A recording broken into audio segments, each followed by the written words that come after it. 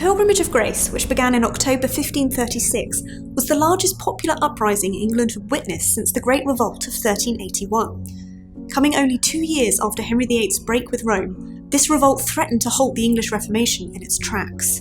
While the rebels were objecting to the closure of local religious houses, bore religious badges and banners, and described their rising as a pilgrimage, religion was not the only cause. In this video, we will examine the religious, political, and economic origins of the Pilgrimage of Grace. The 1530s was a decade of revolutionary change for religion in England and Wales, spurred by his desire to annul his first marriage to Catherine of Aragon so he could marry Anne Boleyn, something the Pope would not agree to. Henry broke with Rome. In 1533, the Act of Appeals made it illegal to appeal to the Pope on religious, or indeed any other matters, and with the 1534 Act of Supremacy, Henry replaced the Pope as head of the Church of England. Two key figures in this story are Thomas Cranmer, who with the help of the Boleyn family became Archbishop of Canterbury, and Thomas Cromwell, the King's chief minister.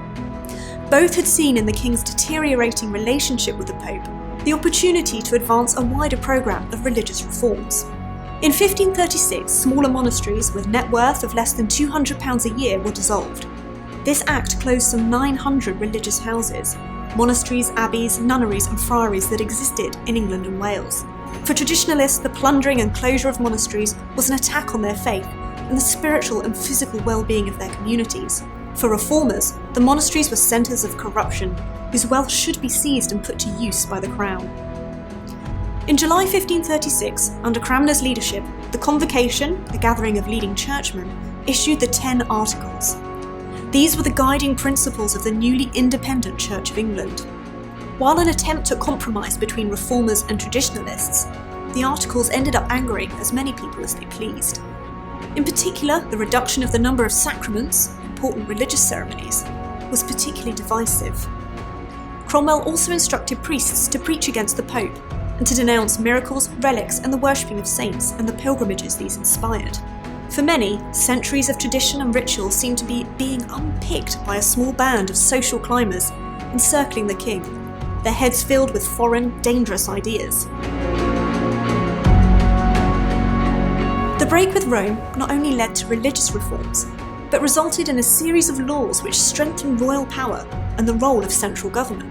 While the rebels were careful not to challenge Henry's right to rule, the influence of Cromwell and his supporters and the increasing intrusion of central government into local matters were matters of grave concern. From laws which gave the government power to levy tax during peacetime, to those which made it treasonous to question Henry's position as head of the church, there was a growing sense that England was tipping towards tyranny. While a popular government may have weathered these political storms, Henry's prestige had been tarnished after casting off the popular Queen Catherine, the drama of the rise and fall of Anne Boleyn, and the low birth of his chief minister, Thomas Cromwell. Regardless of his talents, this was an age when knowing and observing one's place in the social hierarchy still mattered. As is often the case with rebellion in the medieval and early modern periods, taxes and failed harvests play a role in the events of 1536. The Statute of Uses, passed that same year, seeking to close tax loopholes, and the bad harvest of 1535 resulting in higher food prices, also contributed to growing discontent. We should not dismiss the Pilgrimage of Grace though as hunger politics. Regardless of the role of ill-informed rumour in sparking the pilgrimage, it is clear that ordinary people did take an interest in politics, were concerned about who was advising the king, and whether this resulted in wars, taxes, or bad laws. All of these factors undoubtedly played a role in fomenting rebellion in 1536. Which do you think was the most important?